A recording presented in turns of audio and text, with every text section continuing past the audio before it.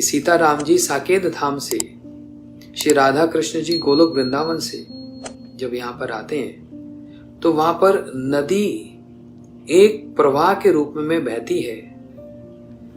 उस नदी में लहरें नहीं आती। जब उसमें कोई एक पत्थर फेंक दिया जाए, कुछ वस्तु फेंक दी जाती है, तो नदी में फिर तरंगे होने लगती हैं, रिपल्स फॉर्मेशन होता है और इसमें नदी बड़ी सुंदर लगती है। नहीं तो नदी का एक प्रवाह बहता है बस। तो भगवान के नित्य धाम में उस प्रेम का एक ही प्रवाह चलता है। भूलोक स्थित अर्थात इस पृथ्वी पर जब वे आकर अपनी लीला को विस्तार करते हैं तो उसमें नदी में लहरें भी देखी जाती हैं। और यहाँ की नदी तो इस संसार के भगवान की प्रेम की नदी में तो ज्वार भाटा भी आता है और यहाँ पर सुनामी भी आती है। गोलोक की लीला में सुनामी नहीं आती। सुनामी का मतलब वो समुद्र वाली सुनामी नहीं, प्रेम की सुनामी। क्योंकि यहाँ पर उस प्रेम में एक बाधा आती है और वो स्वयं भगवान की अपनी इच्छा से।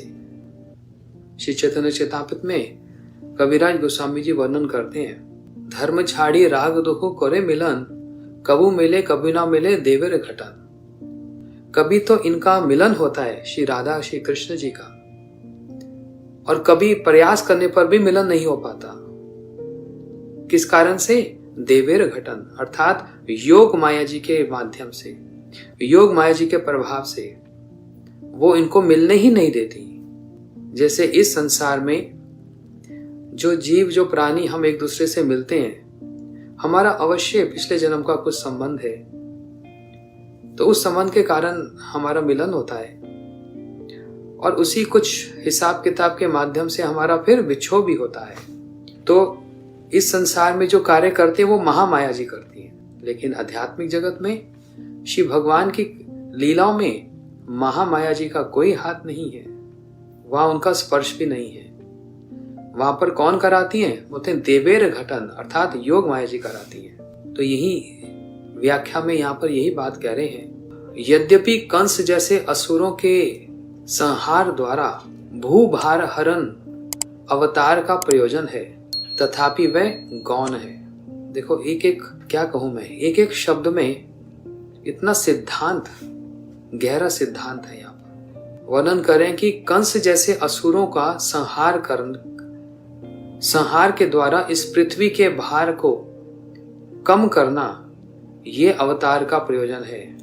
लेकिन ये प्रयोजन, ये कारण सेकेंडरी है, गौण है। ये गौण कारण है। कंस को मारा, जरासंध को मारा, अगासुर, बकासुर, व्योमासुर, ये कितने भी जो असुर हैं, जितने असुर इनको मारकर पृथ्वी के भार को कम करना, क्या यही भगवान का इस भूलोक स्थित इस पृथ्वी पर आने का कारण है? बोलते नहीं, ये कारण गौण है, सेकेंडरी है। अच्छा, इसको कैसे समझेंगे? उदाहरण से मान लो कोई बाजार में फल खरीदने गया, तो कोई फल खरीदने जाए, घर से निकला, ठाकुर जी के लिए आज आम लेकर आते हैं, उनको फल भोग लगाएंगे, और मार्ग में ही देख लिया अच्छा मिठाई की दुकान भी आ गई। हाँ, तो रसगुल्ला, जलेबी, इमरती, थोड़ी सी मिठाई भी ठाकुर जी के लिए ले ली।